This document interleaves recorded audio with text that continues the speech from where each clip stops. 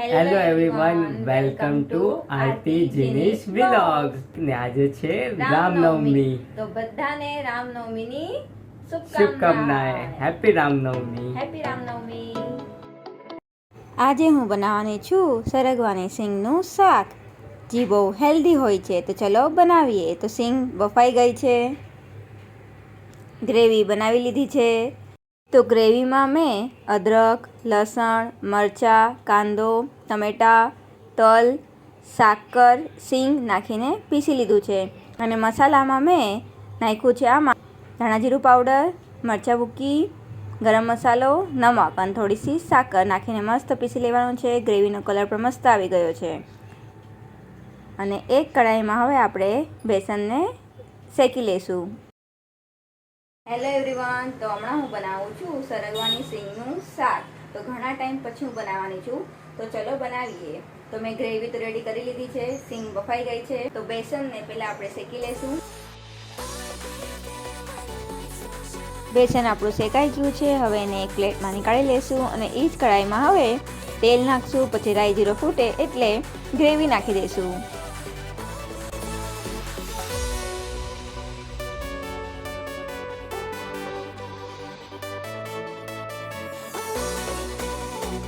હવે આપણે નાખશું બેસન.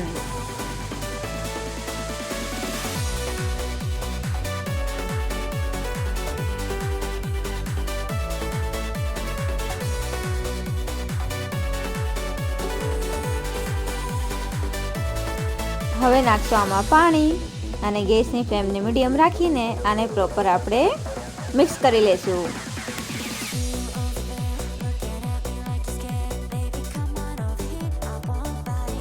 તો કોનું ફેવરેટ છે સરગવાના સિંગનું શાક, કમેન્ટ કરજો. એવી થોડીક થીક થઈ જાય પછી હવે આપણે એમાં નાખશું બાફેલી સિંગને. સિંગને ડ્રમસ્ટિક પણ કહેવાય. તો તૈયાર છે સરગવાની સિંગનું શાક. Bye bye. દેરાસર જાઉં છું. બાય. હા, બધાને હેપી રામનવમી. બાય.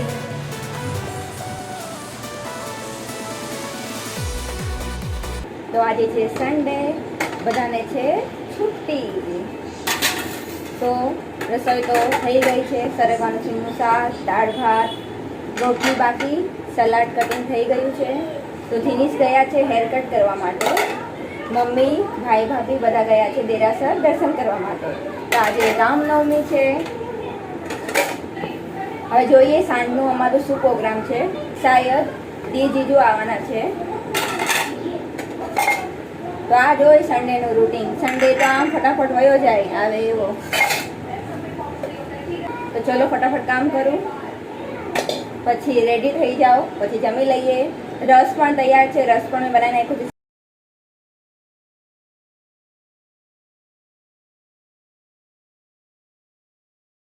મારા હેર કટ થઈ ગયા છે. આજે છે રવિવાર. હું હેર કટ કરાવવા ગયો હતો સલૂનમાં. ત્યાં બહુ ગળદી હતી. 9મા નંબર મારું હતું. 1.5 કલાક પછી મારો નંબર આવ્યો. આજે છે સન્ડે એટલે બહુ ગળદી હોય. હમણાં વાગ્યા છે બપોરના 2. તો ચલો જમી લઈએ.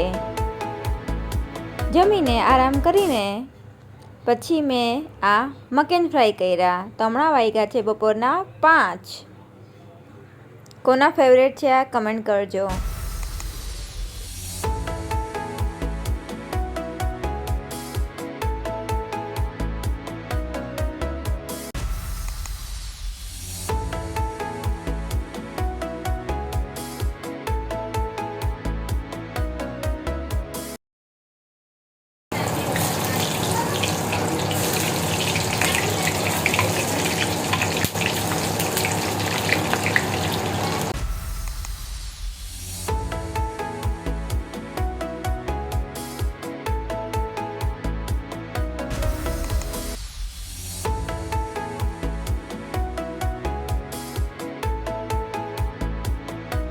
તો અમે હવે રેડી થઈ ગયા છે.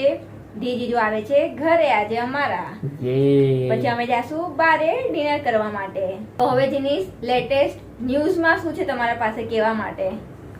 લેટેસ્ટ ન્યૂઝ એ છે, આજે છે રામનવમી. હા તો અનંત અંબાણી જે દ્વારકા ગયો છે, ફ્રોમ જામનગર ટુ દ્વારકા. એ 29 માર્ચને એને શરૂઆત કરી હતી પગયાત્રા. એ પગયાત્રા કરે છે. હા. 170 કિલોમીટર્સ એ પગયાત્રા કરવાનો છે. થઈ ગયું, મતલબ એ થઈ ગયું, સક્સેસફુલી પહોંચી ગયો. આજે જ પહોંચ્યો ને. હા, હા. આજે 6 એપ્રિલ રામનવમીની પૂજા માટે એ આજે પહોંચી ગયો દ્વારકા. તો એ સ્ટાર્ટ ક્યારે કર્યું તું? 29 માર્ચના સ્ટાર્ટ કર્યું. અને 6 એપ્રિલના આજે ઈ દ્વારકા પહોંચી ગયો. પગયાત્રા. હા, તો બોડીગાર્ડ ને કેટલા હતા એના આગળ પાછળ, કેટલી હા, તો કારો કોઈ- કાર હતી, ઈ વચ્ચે એકદમ હાલતો હતો. હા. સારું હિંમત કરી લીધી, Yes. પગયાત્રા કરી લીધું, વજન બી એનું કમ થઈ જશે. હમ. આ શું છે? એટલે એને કેમ આ કર્યું ખબર છે? કેમ? કેમ કે એનો છે ને આજે 30મો જન્મદિવસ છે. પછી 30 વર્ષનો હમણાં થશે? યસ. શું વાત કરો છો? આટલો નાનો છે, મને એમ કે એની એજ મોટી છે. મારાથી એ નાનો છે. યસ. અચ્છા, ઓ નાઈસ નાઈસ. તો હવે બીજી ન્યૂઝ શું છે? થાઈલેન્ડમાં ભૂકંપ આવ્યો હા, હતો ને થોડા વચ્ચે. દિવસ પહેલા થાઈલેન્ડમાં થાઈલેન્ડમાં. ભૂકંપ આવ્યો હતો. હવે નેપાળમાં ભૂકંપ આવી ઓ, હતો. હમણાં ભૂકંપ બહુ આવે છે. ગરમી હીટ વધે છે ને, હા. એ જ એના વજહથી નીચેનું લાવા ઉપર આવે ને તો ભૂકંપ થાય ત્યારે. અચ્છા, તો હમણાં નરેન્દ્ર મોદીજી ટુરિઝમ સેક્ટરને હા. બહુ પ્રમોટ કરે છે. અચ્છા. તમને ખબર છે? ના, હા એમ ખબર છે, એડવર્ટાઇઝ તો બહુ કરતો હોય ટુરિઝમને tourism તો ઈ કેમ આટલું પ્રમોટ કેમ કરે છે ટુરિઝમને? ઇન્ડિયાને આગળ કરવા માટે. કેમ ટુરિઝમમાં વધારે મળે પૈસા એ લોકોને, અગર મતલબ સમજ ગવર્નમેન્ટને? હા, સમજ ફોરેનર આવે છે અહીંયા ફરશે તો એ શું લાવશે? પૈસા હા, ત્યાંની કરન્સી અહીંયા લઈ આવશે. આવશે. યસ. અને એ લોકોની ટિકિટ વધારે હોય છે. હમણાં જે Foreigner, ન્યૂ હમ. મારાબાલ હિલમાં જે ન્યૂ ઓપન થયું છે Sky- શું Nature કહેવાય? Nature Trail. Trail, હા, તો એમાં હા. ઇન્ડિયનની 25 રૂપીસ છે હમ. ટિકિટ અને ફોરેનરની 100 રૂપીસ ટિકિટ છે. ઓકે. તો એટલે ફોરેનર્સ અહીંયા આવે વધારે તો લોકો પાસેથી ઇન્કમ જનરેટ થઈ એટલે. યસ. તો પહેલા તો નરેન્દ્ર મોદી ગયા ઉત્તરાખંડ ફરવા માટે. ઓકે. પછી ઈ ગયા ગિરનાર, ગીર હા. જંગલ સફારી ને બધું કર્યું. ઓકે. તો ઘણું બધું એનું યુટ્યુબ પર આવે છે વિડીયોઝ. અચ્છા. પછી નરેન્દ્ર મોદી હમણાં હાલમાં ગયા હતા વનતારા, હા હા જી જામનગરમાં છે. હા, એ જ અનંત અંબાણીનું છે. હા, animal rescue centre. Animal rescue centre છે. હા, તો ત્યાં ઘણા બધા એનિમલ લઈ આવ્યા છે જે બીમાર હોય, કાંઈ પણ થયું હોય તેનું ત્યાં હા, સારવાર એ લોકો treatment કરે કરે. છે. હા, ને ઘણું મોટું ને છે. મોટું કેટલા છે. સેક્ટરમાં કેટલું મોટું છે ઈ? તારે છે ને 3000 એકર્સમાં એ બનાવ્યું છે. બહુ મોટું જંગલ છે ઘણું મોટું જંગલ છે. ને વર્લ્ડનો પહેલો એવું રેસ્ક્યુ સેન્ટર છે. અચ્છા, એનિમલ રેસ્ક્યુ સેન્ટર વર્લ્ડનો પહેલા નંબર ઉપર આવે. વાહ. બીજે ક્યાંય નથી એવું રેસ્ક્યુ સેન્ટર, સિર્ફ અહીંયા ઇન્ડિયામાં ઇન્ડિયામાં છે. એ જામનગર, ગુજરાત. એ બી જામનગરમાં, આપણા દેશમાં, આપણા Yes. ગામમાં જામનગરમાં છે. Yes. અને હમણાં હાલમાં ત્યાં તમને ખબર છે 20 હાથીને લઈ આવ્યા રેસ્ક્યુ કરીને. અચ્છા. ત્યાં એમની હવે ટ્રીટમેન્ટ થવાની છે. ઓકે. તો હાથીને ત્યાં છે ને મડ બાથ કરાવે, હા. પછી સ્પા આપે, ઓલું ગરમ ગરમ શું કહેવાય, ગરમ પાણીમાં હોટ સ્પા શું કહેવાય, હોટ બાથ. હોટ બાથ આપે, મડ માં રમવા દે, માટીમાં ટ્રીટમેન્ટ આપે. પછી લોકો માટે ત્યાં તાજું તાજું ખાવાનું બનાવે, ખીચડી છે, હમ. આટલા મોટા મોટા લડ્ડુ. મેં આખો વિડીયો જોયો છે ને, બહુ મસ્ત છે વનતારાનો. અચ્છા. હા, નરેન્દ્ર મોદી પણ ગયા હતા ને, હમ. તો એમનું પણ આખો વિડીયો મેં જોયું ત્યાં. ના છે ને ટુરિસ્ટ માટે ઓપન નથી. હા, હજી આ ટુરિસ્ટ માટે ઓપન નથી થયું. તો ક્યારે થશે? ટુરિસ્ટ માટે હજી ફિલહાલ તો એ લોકો હમણાં ટ્રીટમેન્ટ જ કરે છે ને હા. એનિમલનું. પછી કરશે ધીરે ધીરે કરીને ઓપન ઓ, ટુરિસ્ટ કાંઈ માટે. નહીં. ઓપન થશે Yes, એટલે આપણે જશું ત્યાં. હમ. હજી તો ગીર જંગલ બી જોવાનું બાકી છે. તને ખબર છે નિયરેસ્ટ સ્ટેશન કયું આવે ત્યાં જવા માટે? કયું? કાનાલુસ. અચ્છા, કાનાલસ થી. વનતારા નજદીક છે. ઓ, એવું છે. તો આ જ્યારે ઓપન થશે ત્યારે કાનાલુસ એકદમ ફોર્મમાં આવી જશે. હા, ઈ જ. કાનાલુસ એક ગામડું છે. નરેન્દ્ર મોદી હમણાં છે ને ફરે છે બધે. ઉત્તરાખંડ, ગીરના જંગલમાં ગયા, વનતારા ગયા, Yes. હજી બી ઘણી જગ્યાએ જાય છે ઈ. તો સારું ઈ પ્રમોટ કરે છે ને આપણે પણ કહીએ છીએ કે તમે લોકો પણ જાઓ અને અલગ અલગ પ્લેસનું અલગ અલગ અનુભવ કરો. યસ. તો તમે શું કહેવા માંગો છો ટુરિઝમ સેક્ટર માટે?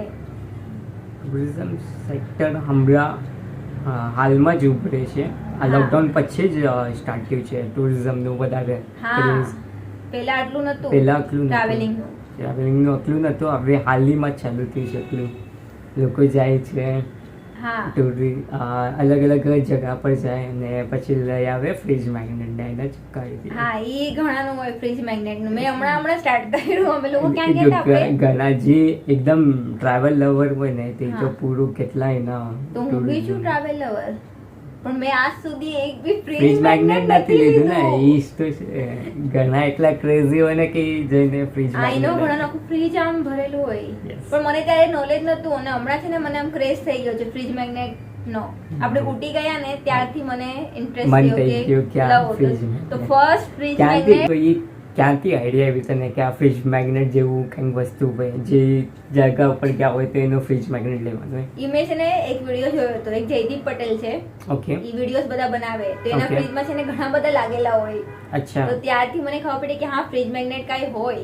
ઓકે. તો હમણાં ઉટી ગયા હતા ને આપણે, ખબર મેં તમને કીધું એક લેવો છે. હમ. તો એ મારો ફર્સ્ટ ફ્રીજ મેગ્નેટ આવ્યો ઉટીનો. હા. બાકી એક બી ફ્રીજ મેગ્નેટ મારા પાસે નથી. અચ્છા.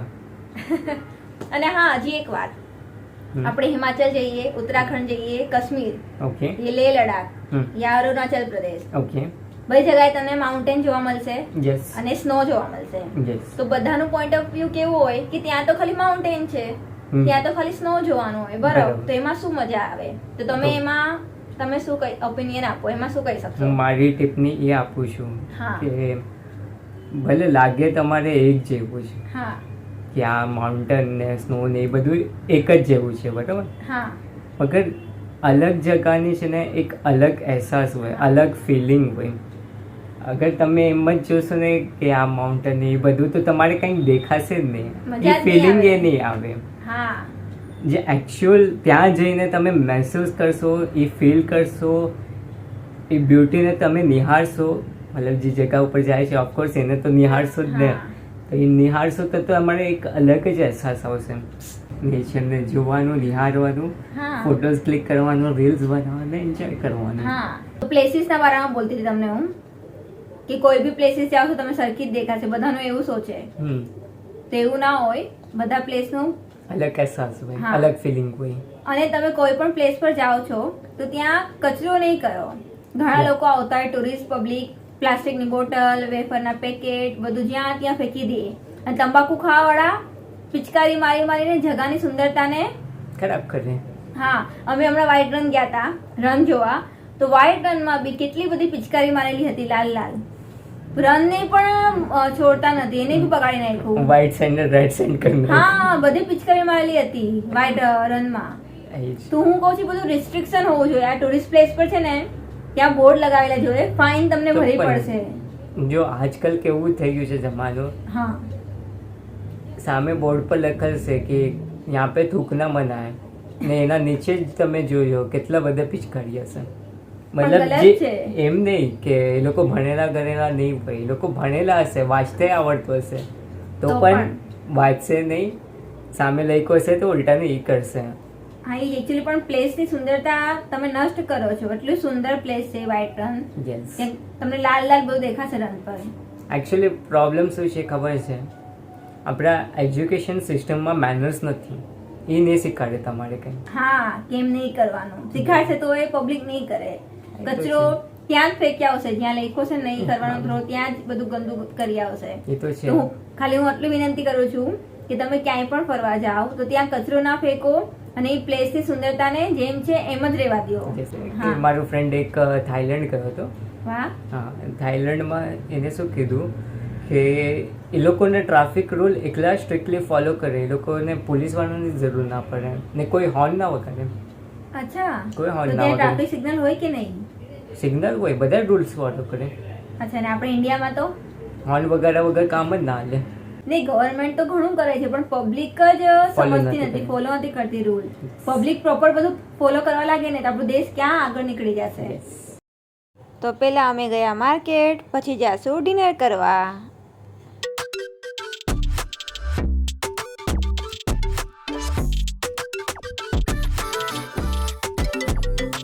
દીજીજુ પણ આવી ગયા છે.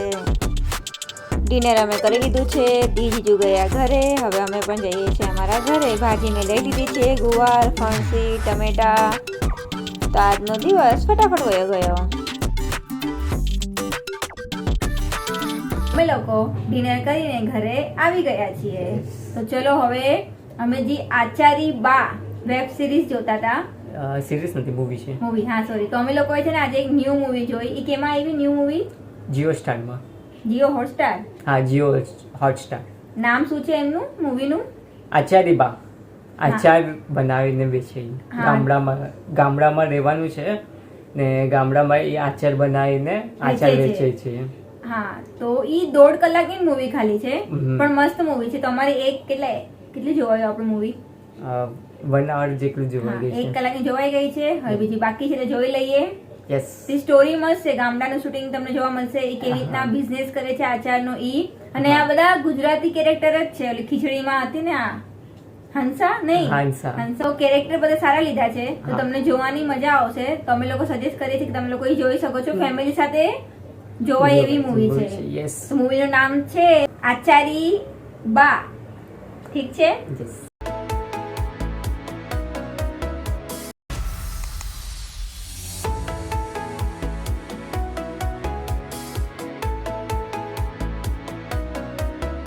આ છે ઉટીનો મારો ફર્સ્ટ ફ્રીજ મેગ્નેટ, પછી આ સ્ટેચ્યુ ઓફ યુનિટીનો અને આ કચ્છનો. તો આ બે ફ્રીજ મેગ્નેટ છે ને મેં કચ્છનું અને સ્ટેચ્યુ ઓફ યુનિટીનું મેં ઘરે જાતે બનાવ્યા છે ફ્રીજ મેગ્નેટ. ખાલી ઉટીનું મેં બહારેથી પરચેસ કર્યું.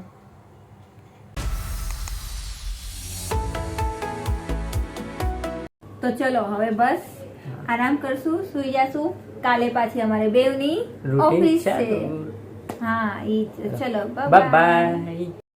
તો આઈ હોપ આજનો વિડીયો તમારે કેવો લાગ્યો તો please like, like, share, comment and subscribe to our channel. મળે નવા વિડીયો સાથે. ત્યાર સુધી બાય. આવજો. આવજો.